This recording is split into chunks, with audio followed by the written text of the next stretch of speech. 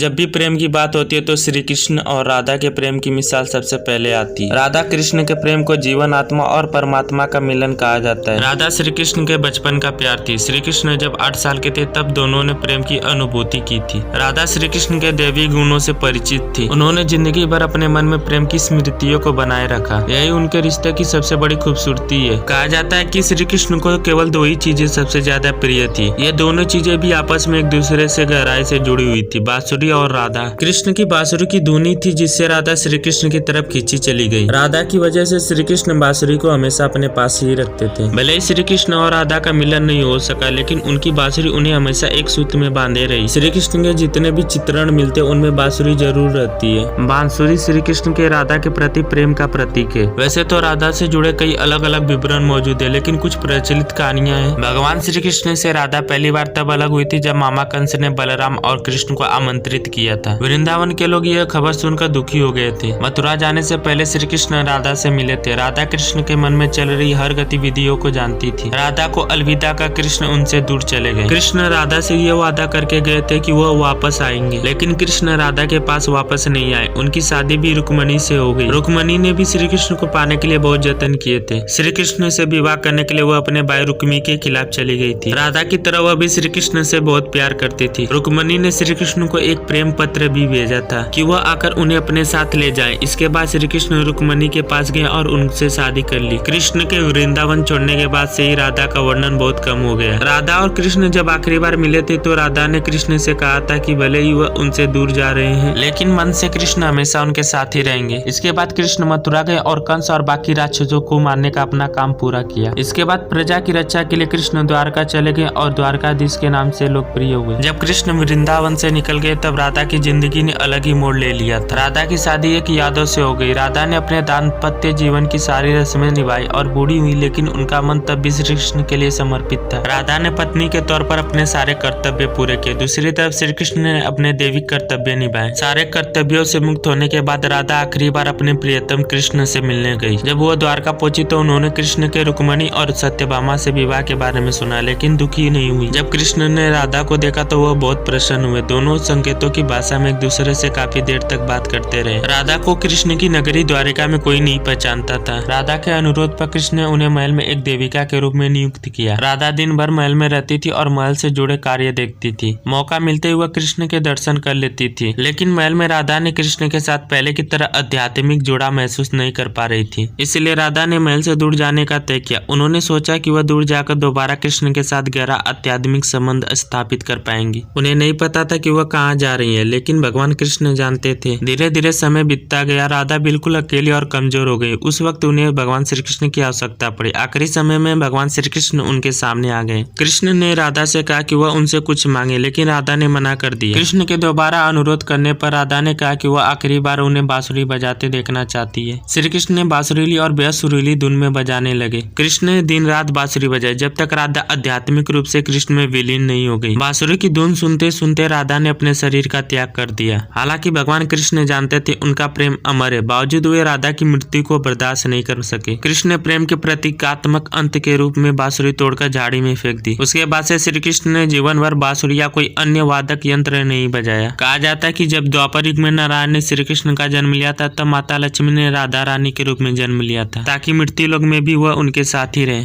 प्रेम से बोलो राधे राधे।